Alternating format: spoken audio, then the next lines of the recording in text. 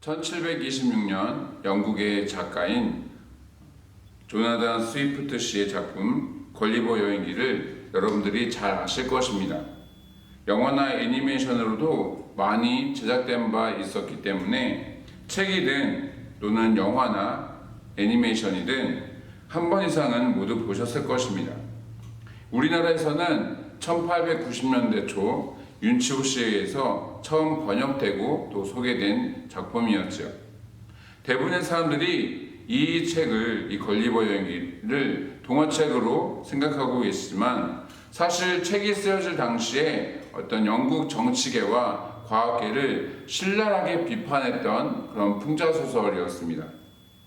이 책은 총 4부로 구성되어 있는데 첫 1부는 15cm 미만의 소인국의 포로로 잡히면서 생기는 그런 에피소드를 기록한 그런 내용이 담겨 있습니다. 그곳에서 주인공 걸리버는 초대형 거인과 다름이 없어서 옷을 헤입는다거나 또는 음식을 먹을 때와 같은 그런 일상생활 가운데 약간은 우스꽝스러운 상황이 발생하는 것을 볼 수가 있습니다. 무엇을 가져다 주어도 소인국 사람들의 기준에서는 그 크기와 규모가 어마어마한 것이지요. 상상을 초월하고 예측을 뛰어넘는 부분들이 많았던 것입니다. 물론 이것은 소설 속의 이야기였지만 실제로 우주보다 크시고 또 그 어떤 것보다 놀라우신 하나님은 어떻습니까? 누군가가 그분을 가늠하려 하고 또 제안을 드리려고 한다면 그것만큼 어리석고 또 미련한 그런 행동은 없을 것입니다. 바라기는 그 위대하신 하나님을 섬기며 예배하기에 힘쓰시는 저와 여러분이 되시기를 주님의 이름으로 축원합니다. 오늘날 전반적으로 기술이 얼마나 발달했는지 그 크기와 규모와 또 기능면에서 사람들은 점점 어마어마한 것을 개발해내고 있습니다. 하늘에 닿을 것만 같은 어떤 수백 층의 빌딩, 그런 건물을 건설하고 또 전 세계 어디든 갈 수 있는 비행기는 물론이거니와 다른 행성까지 갈 수 있는 그런 우주선을 만들어내는 중입니다. 또한 지도에서 그 존재 자체를 지워버린다거나 단번에 수백 명을 살상할 수 있는 그런 무기들이 이미 오래전부터 개발되어 있는 상태입니다. 그런가 하면 일상생활에 우리 인간들의 편의를 돕기 위해서 각종 로봇 제품들이 출시 중에 있고 또 인간보다 압도적으로 체스나 바둑을 잘 두는 그런 인공지능도 사용 중에 있지요. 심지어 이미 세상을 떠나고 없는 그렇지만 사랑하는 사람들, 그런 사람들을 다시 만나게 해주는 것만 같은 그런 가상현실도 상용화되고 있는 중입니다. 이외에도 각 분야에서 눈부신 발전과 또 발달들이 진행되고 있는데 그렇다면 그 만들어진 제품과 또 그것을 만들어내는 그런 사람 중에 어떤 것이 더 위대하고 뛰어난 것입니까? 인공지능이나 로봇에 우리 인간들이 때때로 밀리는 것 같아 보여도 그것을 만들어내고 또 제어해내는 인간이 당연히 훨씬 뛰어난 그런 존재인 것이죠. 이와 같은 관점에서 우리가 하나님을 생각해 볼 때 그분의 높고 위대하심은 우리가 생각하고 상상할 수 없는 그런 범주의 것이 아님을 오늘 본문에서 말씀하고 있습니다. 하늘이 보좌이고 또 땅은 발판이기에 그 무엇도 그 어디도 하나님께서 머무실 수 있는 그런 처소가 존재할 수 없는 것이죠. 더군다나 이 세상에 하나님께서 만들지 않은 것이 없으신데 그 중에 어느 한 곳에 머무르시도록 장소를 제공한다면 그것은 상당히 어이없는 일이 될 것입니다. 애초에 성막이나 성전을 하나님께서 만들게 하셨던 이유가 무엇이었습니까? 하나님께서 이스라엘 백성 중에 함께 계심을 알 수 있도록 하기 위해서 사람들이 그 성전과 성막을 볼 때마다 하나님께서 우리 가운데 계시구나, 우리를 돌보고 계시구나 라는 것을 알 수 있도록 깨닫게 할 수 있도록 하기 위한 일종의 상징물과 다름이 없었습니다. 그곳에서 하나님 앞에 제사드리며 지은 죄를 용서받고 또 하나님과 인간 사이에 택한 백성들 사이에 친밀한 교제를 나누기 위함이었던 것이죠.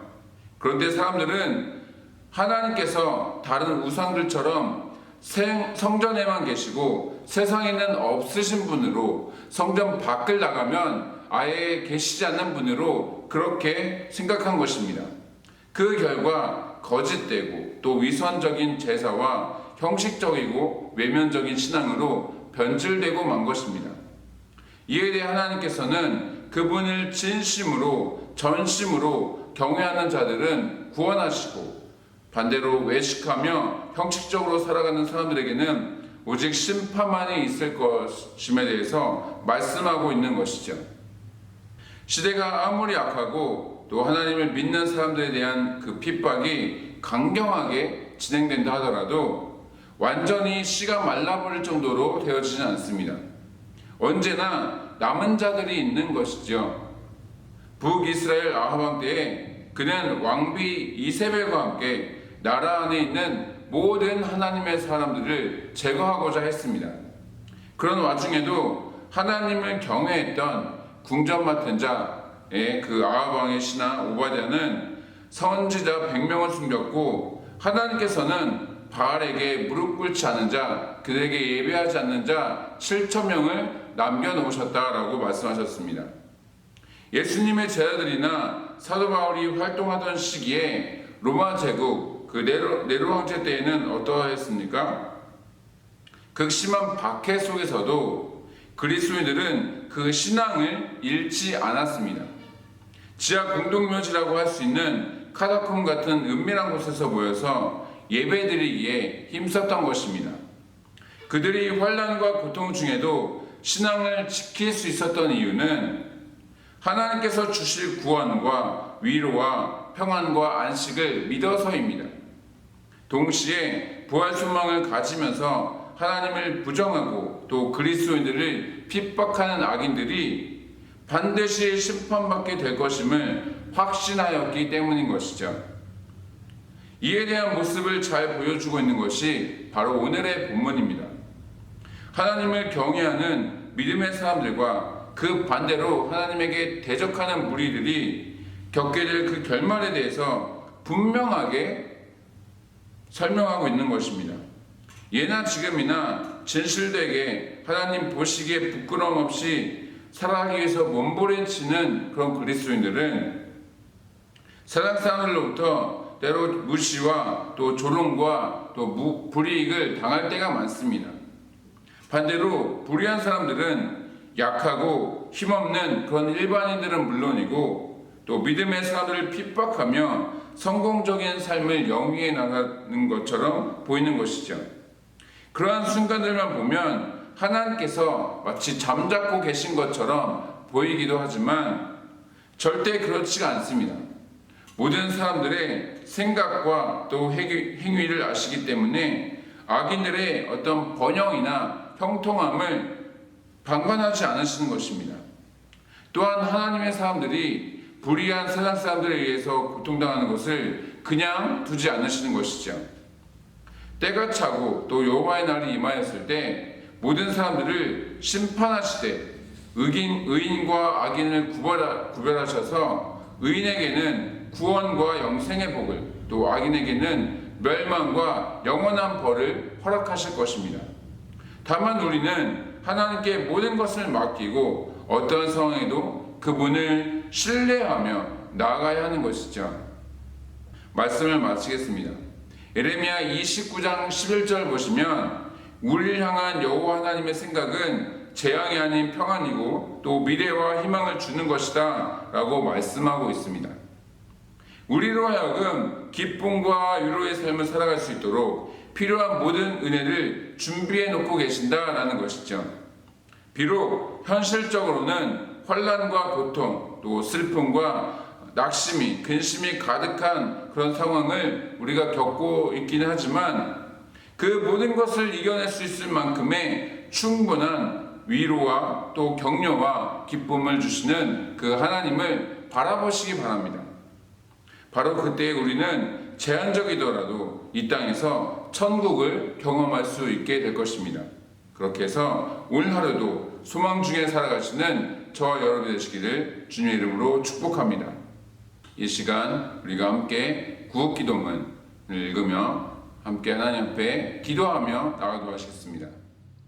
코로나 사태 속에서도 신실하신 하나님을 더욱 신뢰하게 해 주시옵소서. 이 모든 상황을 믿음으로 버티고 인내하며 회복을 경험케 해 주시옵소서. 코로나 재난으로부터 모든 성도들을 눈동자처럼 지켜 보호해 주시옵소서. 코로나19가 베트남과 대한민국과 세계에서 속히 지나가게 해 주시옵소서. 모든 가족과 함께 마음과 정성을 다해 하나님께 예배드리게 해 주시옵소서. 모든 성도가 경선에서 회개하고 또 의로운 삶의 열매를 맺게 해 주시옵소서. 교회의 생명사역을 적극 추진할 수 있는 여건을 속히 허락해 주시옵소서. 성도들이 처한 모든 환난과 어려움 가운데 피할 길을 허락해 주시옵소서. 성도들의 생업과 삶의 터전을 지켜주시고 결코 좌절하지 않게 해 주시옵소서. 이 땅에 확산되고 있는 코로나를 막아주시고 완전히 종식시켜 주시옵소서. 존귀하신 예수 그리스도의 이름으로 기도드리옵나이다. 아멘. 계속해서 베트남과 또 우리나라의 코로나 종식을 위해서 그리고 나라와 민족을 위해서 또한 여러분들의 개인적인 기도 제목과 또 주변에 어려움 당하고 있는 성도님들 위해서 이 시간 함께 기도하며 나가도록 하겠습니다.